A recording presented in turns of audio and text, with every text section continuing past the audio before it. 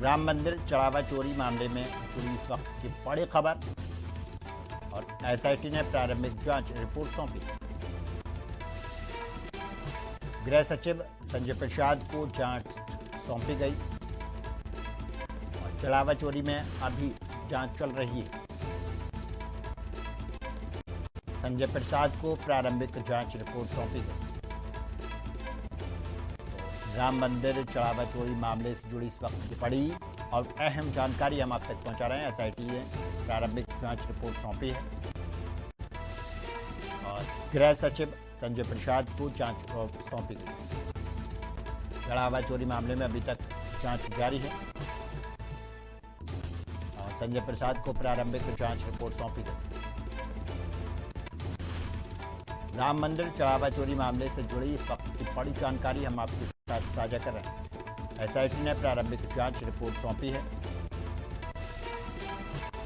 गृह सचिव संजय प्रसाद को जांच रिपोर्ट सौंपी गई। तो ये बड़ी जानकारी, चढ़ावा चोरी मामले में अभी जांच चल रही है।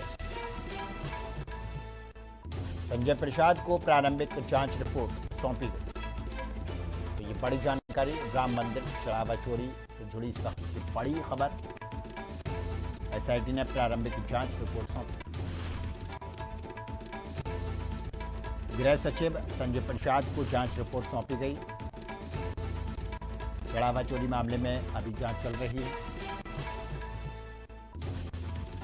संजय प्रसाद को प्रारंभिक जांच रिपोर्ट सौंपी। राम मंदिर चढ़ावा चोरी मामले से जुड़ी इस वक्त की बड़ी जानकारी हम आप तक पहुंचा रहे हैं। एसआईटी ने प्रारंभिक जांच रिपोर्ट सौंपी और इसी खबर पर ज़्यादा जानकारी के लिए हमारे साथ में हमारे संवाददाता राजीव सिंबल अयोध्या से जुड़ चुके हैं।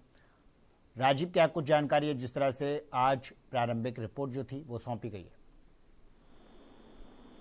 जी हाँ, अयोध्या की हम बात करें तो अयोध्या में राम मंदिर में दान चोरी का जो मामला है उसमें एक निर्णायक मोड़ पे मामला पहुंच गया है। एसआईटी की टीम ने अपनी जांच पूरी कर ली है और जिसको लेके कि उसकी रिपोर्ट जल्द ही जो है सौंपी जाएगी।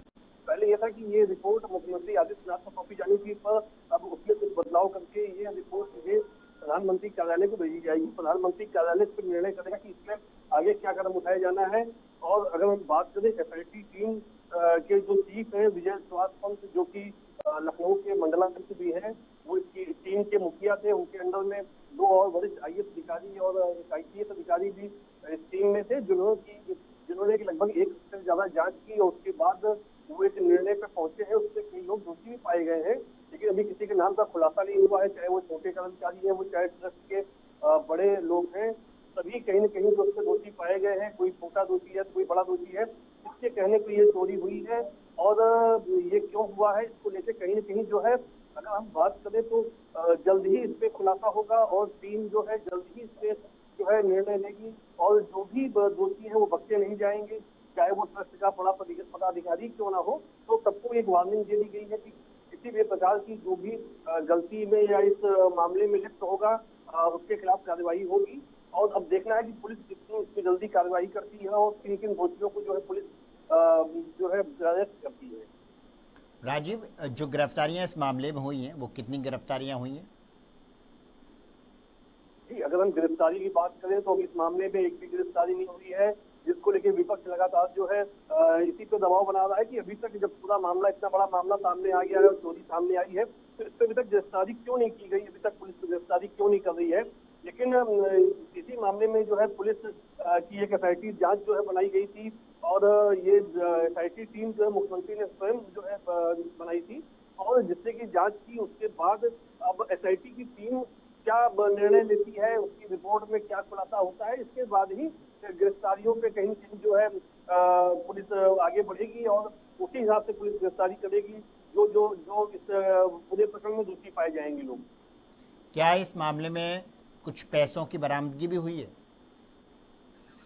अगर हम पैसों की बरामदगी की बात करें तो उसमें एक छोटा कर्मचारी जो कि जिसकी ड्यूटी लगभग जो है कुछ समय से नोट गिनने में लगी थी, उसके घर से जो 10 लाख रुपए बरामदगी की बात हुई थी और जिसमें कि पुलिस टीम और स्वयं ट्रस्ट के महासचिव चंपत राय उसके घर गए थे और वहां पे छापा मारा गया था। उसमें लगभग 10 लाख रुपए बरामद हुए थे।